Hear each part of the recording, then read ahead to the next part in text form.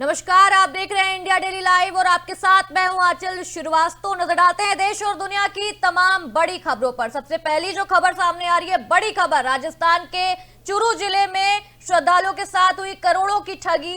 राजस्थान के चूरू जिले में बड़ा साइबर फ्रॉड हुआ है, श्रद्धालुओं के साथ करोड़ों की ठगी हो गई है।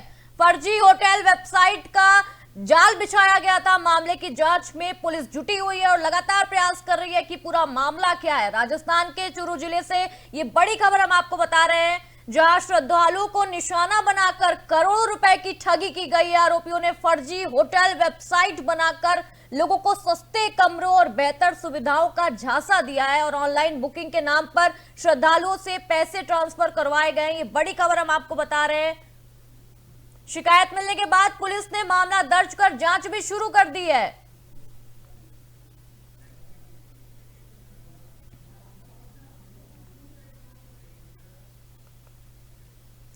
अगली खबर जम्मू से आ रही है। जम्मू कश्मीर के कटरा में नए साल के जश्न को लेकर पुलिस ने सुरक्षा तैयारियों की समीक्षा की है।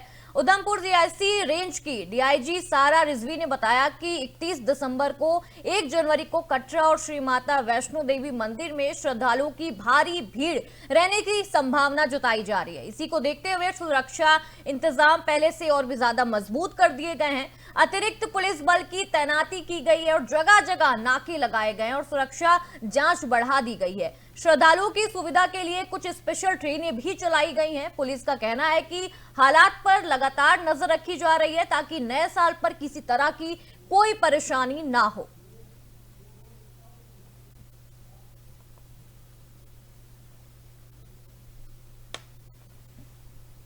जैसे आप सब जानते हैं कि 31 दिसंबर और 1 जनवरी जो कि नया साल हर साल आता है, उसमें श्रद्धालुओं का भारी रश कटरा में और भवन पर देखा जाता है। इस साल भी हम एक्सपेक्ट कर रहे हैं कि रश बढ़ेगा। कुछ ट्रेन स्पेशल चलाई हैं रेलवेज ने, तो उसके चलते हम उम्मीद कर रहे हैं कि रश भी बढ़ेगा और हर साल की तरह हम इम्प्रूव करते हैं सिक्योरिटी के इंतजाम को। इस बार हमने काफ़ी पहले से डिप्लॉयमेंट कर दी है। रेगुलर व्हीकल चेकिंग हम कर रहे हैं एंड नाकास को हम डोमिनेट किया हुआ है ताकि पब्लिक में कॉन्फिडेंस भी इसको लेके बने। पिछले साल हमने एक जॉइंट सिक्योरिटी रिव्यू किया था श्राइन बोर्ड और जिले के ऑफिशियल्स के साथ मिलकर, जिसके रिजल्ट में श्राइन बोर्ड ने एक integrated command and control centre बनाया है, जिसमें 564 कैमरे अभी एक्टिवेटेड हैं और हमें लाइव फीड आती है। हमें उम्मीद है कि इससे हम किसी भी आपदा का सामना बेहतर तरीके से कर पाएंगे। जैसे आप सब जानते हैं कि 31 दिसंबर और 1 जनवरी जो कि नया साल हर साल आता है, उसमें श्रद्धालुओं का भारी रश कटरा में और भवन पर देखा जाता है। इस साल भी हम एक्सपेक्ट कर रहे हैं कि रश बढ़ेगा।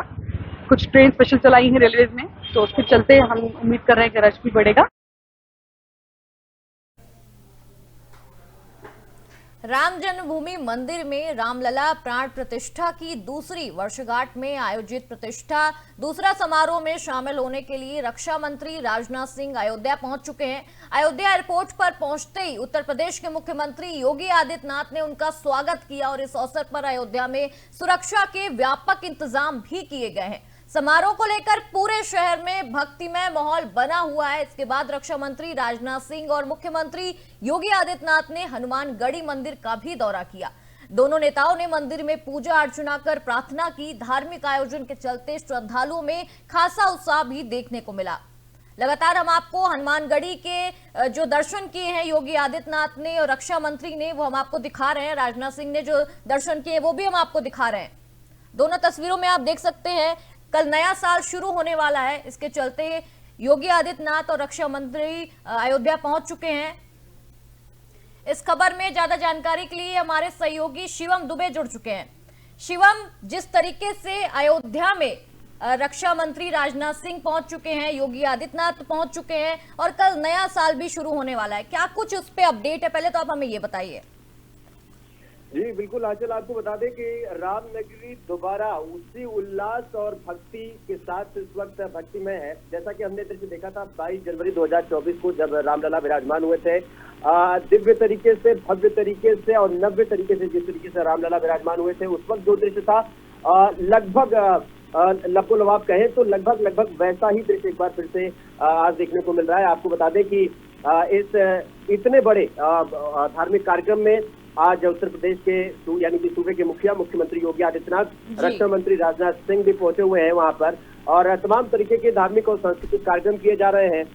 और आज सबसे बड़ी बात आपको बता दें कि 22 जनवरी 2024 को रामलला विराजमान हुए थे और उनके प्राण प्रतिष्ठा के 2 साल पूरे हो गए। हालांकि 22 जनवरी को ये कार्यक्रम होना था, लेकिन आपको बता दें कि हिंदू पंचांग के हिसाब से पौष शुक्ल द्वादशी को 2025 को ये पड़ा। और ये जो पूरा धार्मिक और कार्यक्रम आप लोग देख रहे हैं इस वक्त, ये सब जो है ये चलने वाला है 2 जनवरी तक। और आज वहां पर रक्षा मंत्री का पहुंचना, मुख्यमंत्री योगी आदित्यनाथ का वहां पहुंचना आंचल, ये साफ तौर पर ये दिखाता है कि किस तरीके से मुख्यमंत्री अयोध्या को लेकर, रामनगरी को लेकर कितना सचेत रहते हैं। और कोई भी धार्मिक कार्यक्रम हो, अगर रामनगरी से बुलावा आया तो फिर सूबे के मुखिया योगी आदित्यनाथ का वहां पहुंचना तय माना जाता है। और वही कुछ दृश्य देखने को मिल रहा है यहाँ पर।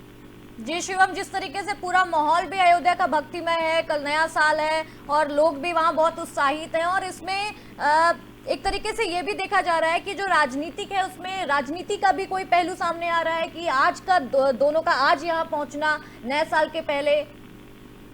नहीं अचल, मैं ये राजनीतिक नहीं कहूंगा क्योंकि रामनगरी हमेशा से वो एक धार्मिक जगह रही है जहां पर तमाम राजनेता पहुंचे हैं समय समय पर। आपको बता दें कि 22 जनवरी 2024 का दृश्य कोई नहीं भूल सकता, जब वहां पर प्रधानमंत्री, बॉलीवुड की बड़ी बड़ी हस्तियां, पॉलिटिशियन, बड़े बड़े लोग और इवन जो राम को न मानने वाले भी हैं, मतलब जिनका धार्मिक मान्यता नहीं है, वो भी वहां पर पहुंचे थे।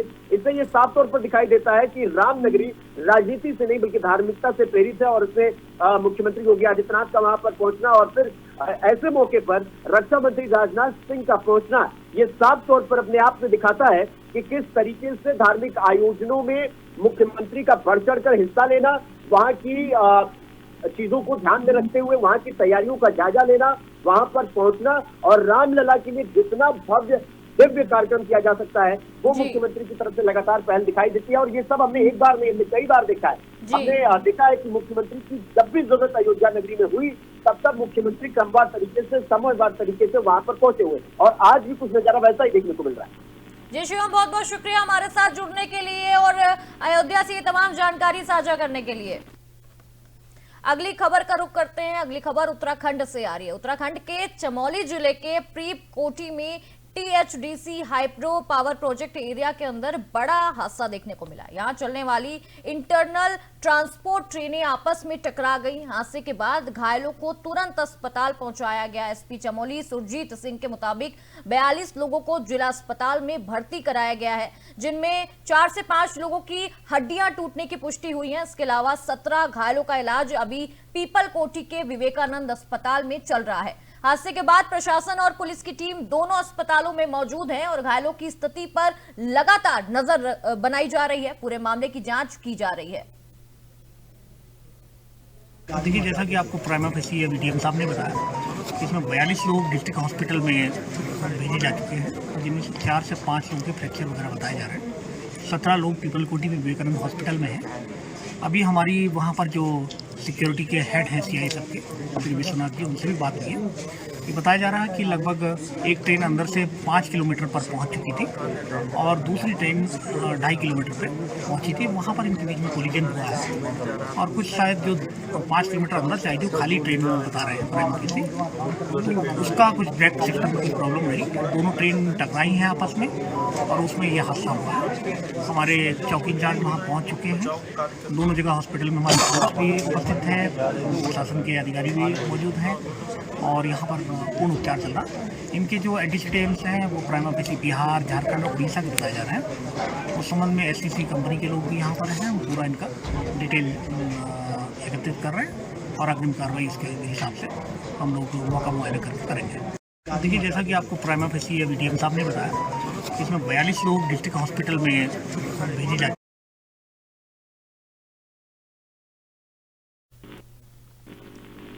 इस खबर में ज्यादा जानकारी के लिए हमारे साथ अजय पांडे, ब्यूरो चीफ उत्तराखंड से जुड़ चुके हैं। अजय, पीपल कोठी में इंटरनेशनल जो ट्रांसपोर्ट ट्रेनों आपस में टकरा गई, उसमें क्या कुछ अपडेट है? कितने लोगों की अभी पुष्टि हुई है? कितने लोग घायल हुए हैं? कितने लोगों की अभी पुष्टि हुई है?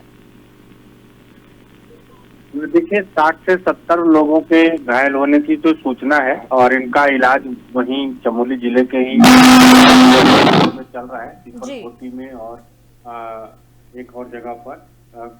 मुख्यमंत्री पुष्कर सिंह धामी लगातार जिलाधिकारी से फोन पर बातचीत कर रहे हैं, उनसे फीडबैक ले रहे हैं और मुख्यमंत्री ने भी ये कहा है कि अगर किसी को ज्यादा परेशानी है तो उनको एयरलिफ्ट करके उनके स्वास्थ्य को लेकर के उनके स्वास्थ्य का ध्यान रखते हुए उन्हें ऋषिकेश एम्स में भेजा जाए या बाकी अन्य जगह पर उनको भेजा जा सकता है।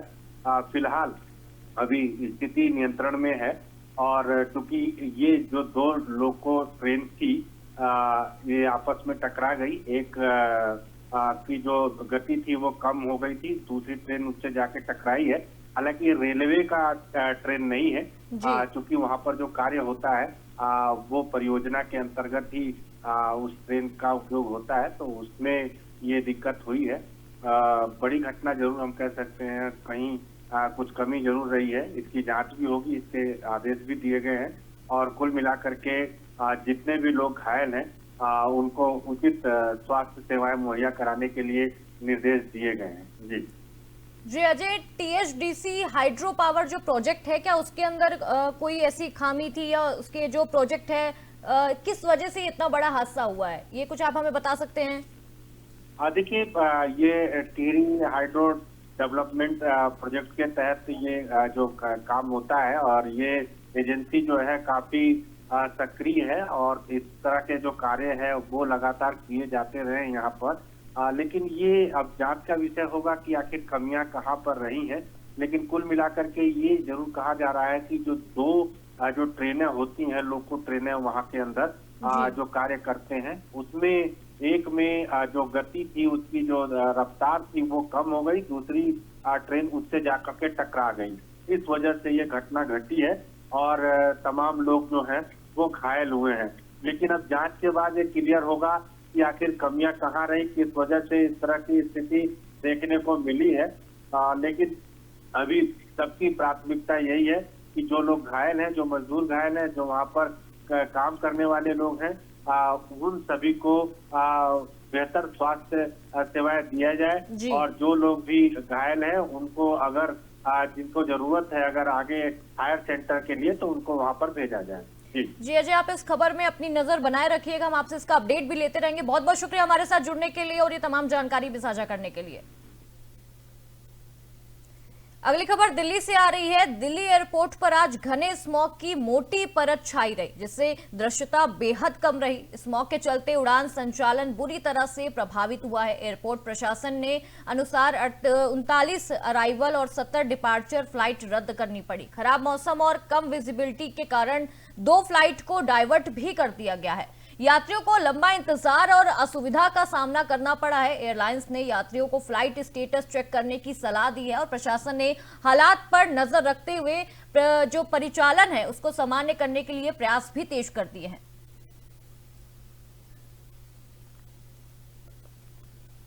बांग्लादेश की पूर्व प्रधानमंत्री खालिदा जिया को श्रद्धांजलि देने के लिए बड़ी संख्या में लोग उमड़ पड़े हैं। देश भर से समर्थक और नेता अंतिम दर्शन के लिए पहुंचे हैं। खालिदा जिया की जनाजे की नमाज आज दोपहर 2 बजे अदा की जाएगी। इस मौके पर सुरक्षा के कड़े इंतजाम किए गए हैं। चीफ एडवाइजर के ऑफिस ने अंतिम कार्यक्रम को लेकर जानकारी साझा की है। बताया है कि ताबूत संसद के साउथ प्लाजा में नहीं रखा जाएगा। खालिदा जिया का ताबूत जो मानिक मियां एवेन्यू के पश्चिम छोर पर रखा जाएगा।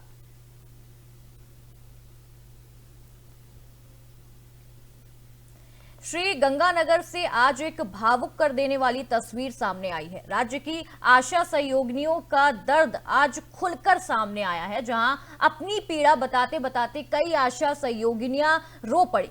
गांव-गांव और घर-घर जाकर वर्षों से स्वास्थ्य सेवाएं देने वाली आशा सहयोगिनियों ने कहा कि दिन रात काम करने के बावजूद परिवार चलाना मुश्किल हो गया है। कई सहयोगिनियों ने अपने असुरक्षित भविष्य को लेकर चिंता जताई। आशा सहयोगिनियों ने जिला कलेक्टर के माध्यम से मुख्यमंत्री को ज्ञापन सौंपा और ज्ञापन में मानदेय 20,000 रुपए प्रतिमाह, मोबाइल भत्ता, आरक्षण, सामाजिक सुरक्षा बीमा, पदोन्नति जो सहायता होती है, पेंशन सहित 8 प्रमुख मांगे रखी हैं। अब सवाल यही है कि क्या सरकार इन आंसुओं की आवाज सुनेगी या संघर्ष यूं ही चलता रहेगा। मैं 20 साल से नौकरी कर रही हूँ। 2004 में लगे और हम इतने दुखी हो गए, क्यों हम 8 पढ़े थे, कोई 10 पढ़ी, कोई 12 पढ़ी, और हमारे को इतना शोषण हो रहा है। ऑनलाइन हमारे से काम करा रहे हैं जो हमारी बहनों को नहीं आ रहा, और इतनी दुखी हो रहे हैं भैया। हम हार्ट के मरीज हो गए, शुगर के मरीज हो गए, हमें सांस के मरीज हो गए, और हमें कुछ भी नहीं दिया रहा। आज मेरी आत्मा इतनी भरी आई कि फूट फूट के रोने का जी कर रहा है भी मेरी बहनों के साथ ये क्या कर रहे हैं। हमारा इतना शोषण हो रहा है, ना सीएम ने सुनी, ना मोदी जी ने सुनी, और दिल्ली, गुजरात, महाराष्ट्र में मेरी बहनें बैठी हैं। एक बहन हमारी उसमें ख़त्म भी होगी, पर उन्होंने कुछ नहीं सुनाई की। यदि सुनाई नहीं की और हमारा कुछ नहीं हुआ, मैं इतनी दुखी हूँ, मैं खुद मर भी सकती हूँ, आत्मदाह कर दूंगी। मैं बहुत तंग आ गई हूँ सरकार से। बहनों की एक ही मांग है कि या तो कलेक्टर साहब हमारी सुनवाई कर ले, नहीं 1 तारीख से सारी की सारी काम का बहिष्कार करके अपने घरों में बैठेंगे। और हमें धमकी दी जाती है कि कलेक्टर साहब का ऑर्डर है, ये काम करो, ये रिपोर्ट दो, आप बाकी दो, आयुष्मान कार्ड की दो, KYC को दो। क्यों हम औरत नहीं है? हमारा मान सम्मान नहीं है? अगर वो हमारे मान सम्मान की नहीं सोचते तो हम भी नहीं सरकार की सोचते, और हम घर में बैठेंगे 1 तारीख के बाद कोई काम नहीं करेंगे। मैं भी बदायूं से इस वक्त भ्रष्टाचार के खिलाफ बड़ी कार्रवाई की खबर सामने आ रही है। एंटी करप्शन टीम ने तहसील सदर बदायूं में तैनात राजस्व लेखपाल को 10,000 की रिश्वत लेते हुए रंगे हाथों गिरफ्तार कर लिया है। ये कार्रवाई शिकायतकर्ता दुर्गेश कुमार पुत्र जयप्रकाश निवासी ग्राम गडोरा थाना उझासी की शिकायत पर की गई है। आरोप है कि संपत्ति की विरासत कराने की एवज में लेखपाल ने रिश्वत मांगी थी। गिरफ्तार अभियुक्त की पहचान महेंद्र सिंह पुत्र सवाल सिंह निवासी ग्राम मंगोरा जनपद मथुरा के रूप में हुई है। एंटी करप्शन टीम ने मौके पर ही लेखपाल को पकड़ लिया और मामले में मुकदमा पंजीकृत कर आगे की विधिक कार्रवाई की जा रही है।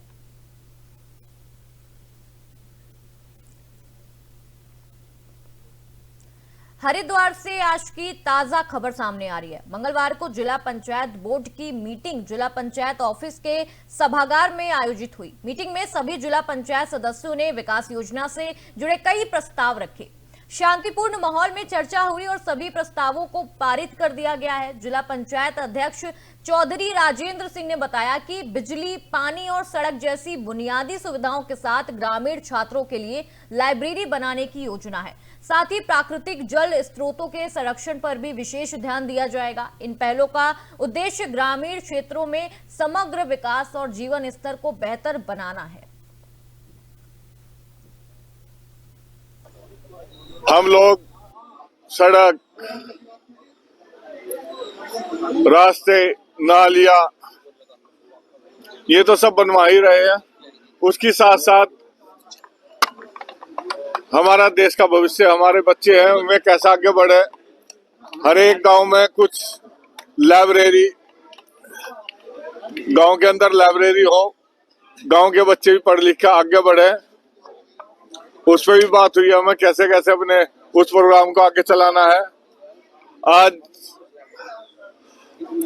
हमारे पूर्व प्रधानमंत्री जी बोलते थे, अटल बिहारी वाजपेयी जी, कि अगला विश्व युद्ध पानी पे होगा। पानी के लिए पानी कैसे इकट्ठा स्वच्छ रह सके। आज देख रहे होंगे गांव में जितने भी तालाब है वे लबालब भरे पड़े हैं। मसूरी से बड़ी राजनीतिक खबर सामने आ रही है। अंकिता भंडारी हत्याकांड को लेकर प्रदेश की सियासत एक बार फिर गर्मा गई है।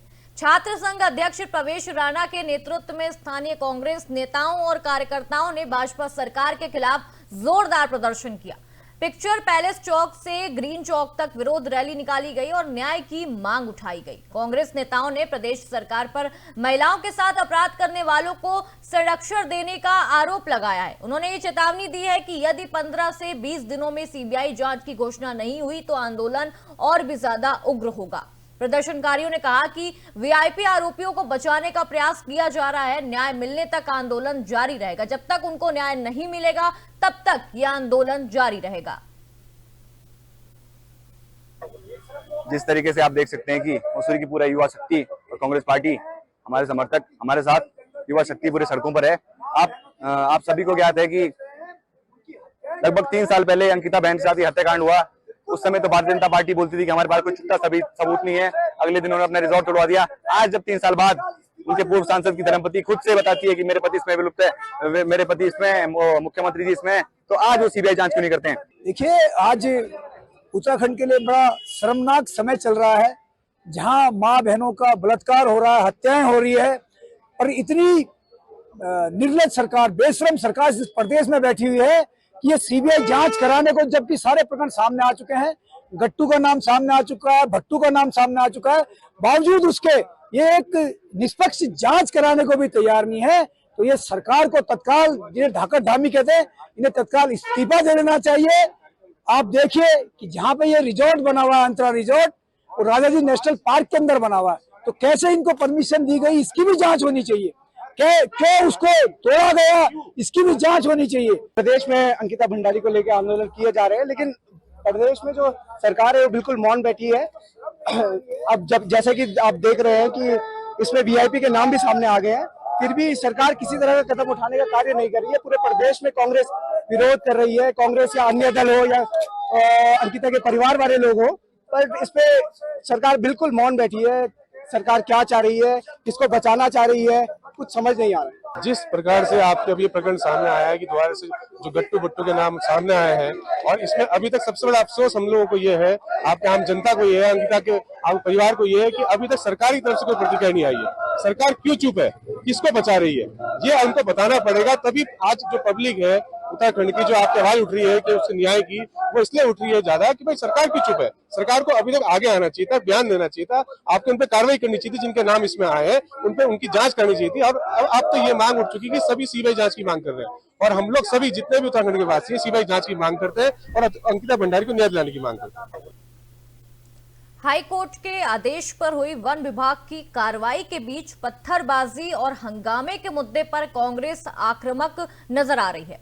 कांग्रेस इस मुद्दे पर सरकार को घेर रही है और इस संबंध में विधायक प्रीतम सिंह और चुनाव प्रबंधन समिति के अध्यक्ष हरक सिंह रावत ने ऋषिकेश के होटल में प्रेस कॉन्फ्रेंस की, जिसमें इन दोनों नेताओं ने दामी सरकार पर हाई कोर्ट के आदेश के क्रियान्वयन से पहले हंगामे की आशंका को रोकने के लिए ठोस कदम उठाने का आरोप लगाया है। कहा है कि यदि सरकार चाहती तो पहले लोगों को हाई कोर्ट के आदेश से रूबरू कराती, तो शहर में लोग सड़कों पर नहीं उतरते। सरकार ने पुलिस और वन विभाग की कोर्ट से सीधे क्षेत्र में भेजकर लोगों को भयभीत किया है। मजबूरी में सड़कों पर पीड़ित का रिएक्शन देखने को मिला है। सरकार इन प्रबंधन व्यवस्था में फेल हुई है और अपने फेलियर को छुपाने के लिए सरकार निर्दोषों पर मुकदमे दर्ज करवा रही है। और मैंने एक जांच कमेटी बनाई कैबिनेट में ले जाकर, जिसमें राजस्व विभाग, वन विभाग और सर्वे ऑफ इंडिया को उसमें सम्मिलित करके कमेटी बनाई कि वो कमेटी रिपोर्ट राज्य सरकार को देगी। राज्य सरकार फिर सुप्रीम कोर्ट में, माने सुप्रीम कोर्ट या हाई कोर्ट में उस रिपोर्ट को रखेगी। तो मैं नहीं समझता हूं कि जिस तरह माने सुप्रीम कोर्ट ने अगर कोई जांच के आदेश दिए भी थे, तो जिस तरह फोर्स भेजकर आप लोगों को डरा धमकाकर जो माहौल बना रहे हो, वो मैं समझता हूं उचित नहीं है, ये गैर कानूनी है। जिस तरीके से ऋषिकेश के अंदर सरकार के इशारे पर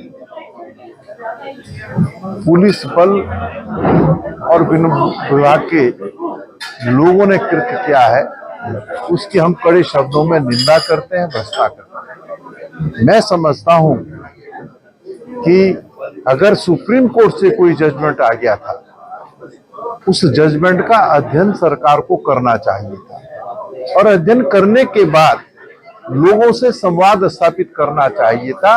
लेकिन ये चीजें ना करके सरकार ने सीधे सीधे पुलिस बल और वन विभाग के लोगों को जो है, जो लोग वहां पर लंबे समय से निवास कर रहे थे, उनको विस्थापित करने के लिए जो कृत्य किया है वो घोर अमानवीय है।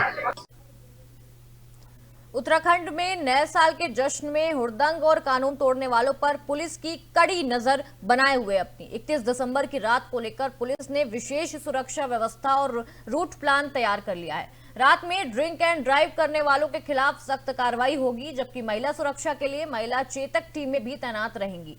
एसपी सिटी अभय प्रताप सिंह के मुताबिक नए साल के नाम पर किसी भी तरह की अराजकता बर्दाश्त नहीं की जाएगी और पूरे शहर में पुलिस पूरी तरह से मुस्तैद रहेगी। अन्य गंतव्य को भी ट्रांजिट रूप में इस्तेमाल किया जाता। इसके अलावा हरिद्वार में भी बहुत सारे ऐसे स्थल हैं जहाँ पे लोग न्यू ईयर सेलिब्रेट करने के लिए आते हैं और स्थानीय लोगों के द्वारा भी विभिन्न स्थानों पे नए वर्ष को सेलिब्रेट किया जाता है। तो इसके लिए हमने रूट व्यवस्था, यातायात प्लान और पार्किंग की अच्छी व्यवस्था करी है, जिससे कि जो लोग भी नया वर्ष सेलिब्रेट करने आ रहे हैं उनको किसी तरीके से जाम की समस्या का सामना नहीं करें। इसके अलावा अति उत्साह में कुछ लोग नए वर्ष में ड्रिंक एंड ड्राइव या अन्य तरीके से खुरापात या हुड़दंग करने का प्रयास करते हैं, तो उनके लिए भी हमारी टीमें हैं और उन पे हमारे द्वारा प्रभावी कार्रवाई की जाएगी और ऐसे लोगों से सख्ती से डील किया जाएगा।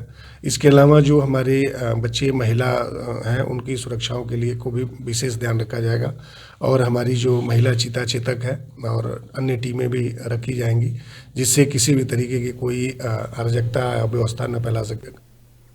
उत्तराखंड में जिले को अतिक्रमण मुक्त बनाने के अभियान के तहत प्रशासन ने सख्त कार्रवाई की। जिलाधिकारी मयूर दीक्षित के निर्देशन में एनएचएआई की टीम ने राष्ट्रीय राजमार्ग पर अवैध रूप से लगाए गए यूनिपोल और बड़े होर्डिंग हटा दिए गए हैं।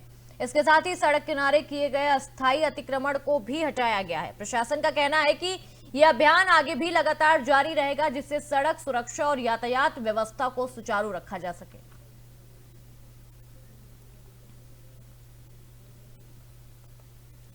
उत्तराखंड के बहुचर्चित अंकिता भंडारी हत्याकांड में एक बार फिर सियासी हलचल तेज हो गई है। कांग्रेस प्रदेश अध्यक्ष गणेश गोदयाल ने इस मामले में पुलिस की कार्रवाई पर गंभीर सवाल खड़े कर दिए हैं।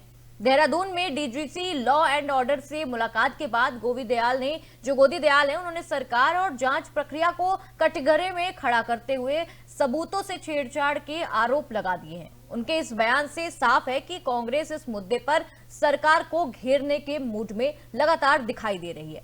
ऐसे में अब सबकी नजर सरकार के जवाब और आगे की कार्रवाई पर टिकी हुई है। बहुत सी चीजें नहीं आ पाई, ऐसे मैंने बहुत स्पष्ट रूप में, समग्र रूप में, मतलब इसको कंक्लूड करते हुए मैंने कहा था, याद होगा आपको, कि सरकार ने एसआईटी बनाई। एसआईटी के दो काम थे। एक तो ये था कि सबूतों का संग्रहण करना, उन्हें संभाल के रखना, और दूसरा ये था कि आरोपियों को सजा दिलाना। एसआईटी ने ठीक इसके विपरीत काम किया, सबूतों को नष्ट किया और आरोपियों को बचाया। संभावित जो अपराधी हैं उन अपराधियों को बचाया। और आज तक एसआईटी और उत्तराखंड पुलिस सरकार के दबाव में इसी काम में लगी है कि किसी प्रकार ये बातें गौण हो जाए, जनता के जहन से मिट जाए। कोई वीआईपी नहीं, कोई कमरा था, ये स्थापित हो जाए। पहले तो उन्होंने स्थापित करने की कोशिश की कि वो लड़की भाग गई, ये स्थापित करने की कोशिश की। वो तो जब उस लड़की के मित्र ने ये बात सार्वजनिक की कि उसकी चैट मेरे साथ ये हुई थी और उसने सोशल मीडिया में इसको सार्वजनिक किया, तब दबाव पड़ा कि भाई इसका मतलब है कि इसकी हत्या हो गई और सरकार को मजबूरन उसको खोजना पड़ा। तो असलियत ये है कि इस लड़की की हत्या निश्चित रूप में उस तथाकथित वीआईपी के लिए की गई। अब वो वीआईपी कौन है, मैं ये नहीं कह रहा हूँ कि जो आजकल सोशल मीडिया में चल रहा है, पूरे प्रदेश में छाया हुआ है। हम अंतिम रूप में इस बात को नहीं कहना चाहते, लेकिन हम इस बात को कहना चाहते हैं कि निश्चित रूप में वीआईपी था, उस वीआईपी को सरकार बचा रही है, सरकार के नॉलेज में सब कुछ है। अभी जो उन्होंने दी है उस पे हम पूरा विश्लेषण करेंगे। हमारे जो एसआईटी के टीम मेंबर से मैं डिस्कस करूंगा। जहां तक मोटे मोटे सवाल की बात है, तो एसआईटी ने सारा चीज को एनालाइज कराया। उसको जो भी रिपोर्ट्स आई थी उस पे हाई कोर्ट में भी जमा हुआ है, सुप्रीम कोर्ट में भी जमा हुआ है, और ये सारा अंत में ट्रायल कोर्ट ने भी सारा चीज को क्रॉस एग्जामिनेशन भी किया, सब करा के कन्विक्शन आया कोर्ट से, ट्रायल कोर्ट से। अब उनको जो अक्यूज ने उनके तरफ से अपील फाइल की हुई है। जो ये मैटर है अभी हाई कोर्ट नैनीताल पे, ये मैटर अभी सब जुडिस है उस केस से रिलेटेड की। तो उस पे जो भी सवाल है वो सब उस समय एसआईटी ने एड्रेस किए। बहुत नेपाल के भोजपुर जिले के पहाड़ी इलाकों में साल का अंतिम सूर्योदय देखने को मिला। हिमालय की ऊंची चोटियां सुनहरी और गुलाबी आभा से जगमगा उठी। कंचनजंगा और मुकालू जैसी चोटियों पर सूरज की पहली किरणों ने अद्भुत दृश्य रच दिया। इस मनोरम नजारे को देखने के लिए स्थानीय निवासी और पर्यटक बड़ी संख्या में जुटे। ठंडी हवा और शांत वातावरण ने पल को एकदम खास बना दिया। लोगों ने प्रकृति के इस भव्य रूप का कैमरे में कैद किया इसको और शांतिपूर्ण माहौल में बीते वर्ष को विदाई दी और जो नया साल आ रहा है 2026 का दिल खोलकर स्वागत किया।